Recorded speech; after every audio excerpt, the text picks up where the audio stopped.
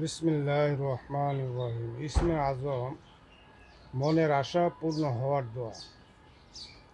যদি কোনো ব্যক্তি এই দোয়াটি অন্তর থেকে একবার পাঠ করে মহান আল্লাহর কাছে যা চাইবেন, আল্লাহ এই দোয়ার বরকতে ওনার মনের সমস্ত আশা আকাঙ্ক্ষা পূর্ণ করে দিবেন ইনশাল্লাহ। তো এই ইসমে আজম কীভাবে পাঠ করবেন? ইসমে আজম করার আগে কমপক্ষে দুরূদ শরীফ 3বার পাঠ করবেন, আরও বেশি পারলে বেশি পাঠ করবেন।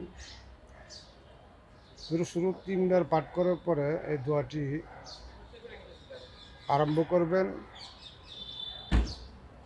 আল্লাহুম্মা ইন্নী আসআলুকা বিআন্না লাকাল হামদ লা ইলাহা ইল্লা আনতাল মান্নান বাদিউস সামাওয়াতি ওয়াল আরদি ইয়া জাল জালালি ওয়াল ইকরাম ইয়া হাইয়্যু ইয়া কাইয়্যুম ইন্নী আসআলুকা। তারপরে আবার দুরূদ শরীফ কমপক্ষে 3বার পাঠ করবেন। এইভাবে দুরূদ শরীফ পাঠ করার পরে আপনি মহান আল্লাহর কাছে হাত তুলে মোনাজাত করবেন। এ দোয়ার বরকতে, ইসমে আজমের বরকতে আপনি হালালভাবে আল্লাহর কাছে যা কিছু চাইবেন শরীয়ত মোতাবেক ইনশাল্লাহ আপনাকে আল্লাহ তাই দিবেন। তবে দোয়াটা খুব গুরুত্বপূর্ণ। অনেকে অনেক ধরনের কথা বলে যে ইসমে আজম কোনটা।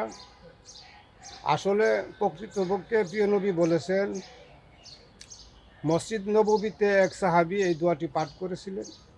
তখন নবীজি জিজ্ঞেস করেছিলেন যে এই দোয়াটি কে পাঠ করছে?